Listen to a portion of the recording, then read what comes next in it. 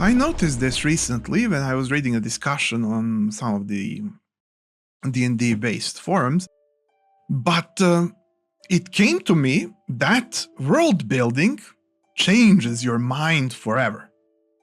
And not in a cliche way that you might imagine. I'm not talking about you become a great nerd of history and dynamics of trade. Sure, you probably do as well, but not what I want to be explaining here. No, this is something much more all-consuming yet subtle at the same time that we might have not noticed until we think about it and notice, because it's kind of a big actual deal once you think about it. Actually, a very good deal. Let me show you how.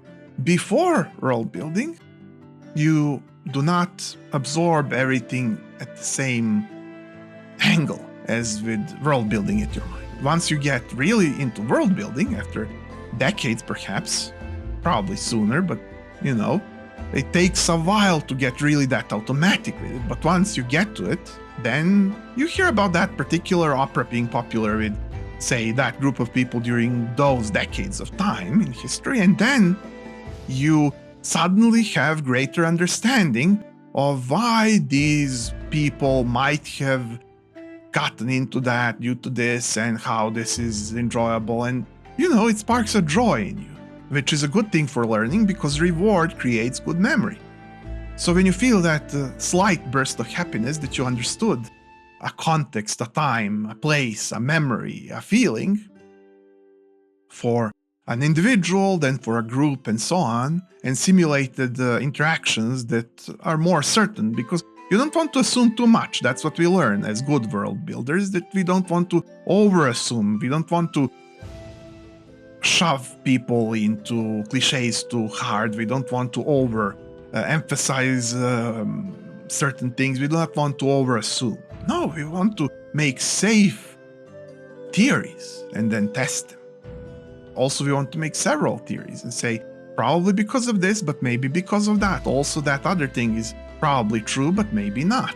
And so on and so forth. That's what a good logical mind on world building starts doing. And then we learn all those parallel worlds. At least they're cross-sections cut from that small piece. And sort of live them in a moment. Then, once we get to do this very vividly, and very fast and very automatically, whenever we hear or see such a thing, and then it happens constantly. And once that happens constantly, we have great memory about all kinds of things. We get good at history, economy, we become better at our job, we jump several tiers of life improvement because we're that good at absorbing and using things around ourselves. We become a living demonstration of what kind of a movie like Sherlock Holmes archetype is shown to be, kind of. It's not exactly the same. It doesn't make so narrow yet jumpy conclusions from things, but it's better. It makes broader and vastly thicker conclusions from mediumly more thicker things. And you get to be vastly better at understanding people, at understanding and learning things that you want to learn. You become better at studying, you become better at everything you want to be. Because as a dungeon master training world building, for so many years, it really became your nature to absorb and improve in such a manner so that you can run simulation of world for people, for players. Therefore, it means that you can really well explain and make a presentation about any single topic that you find to have liked, which means anything interesting and useful becomes that much more of a weapon for improvement of anything, describing of anything, understanding of anything and anyone better, and in many more ways. Because remember, we are not saying just this one thing is like this. We become able to multi-path conclusions.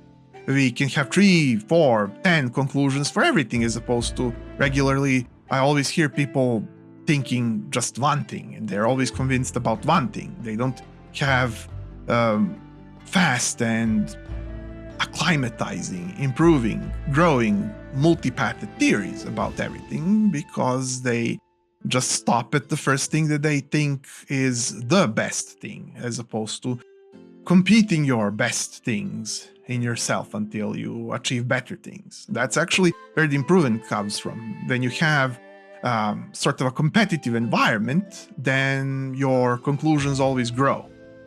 You've probably experienced that if you ever have done any sport or any competitive game, if you've ever played something that is highly competitive and you needed to adapt constantly to, new scores, new opponents, new things that beat you, and then you need to be sort of better.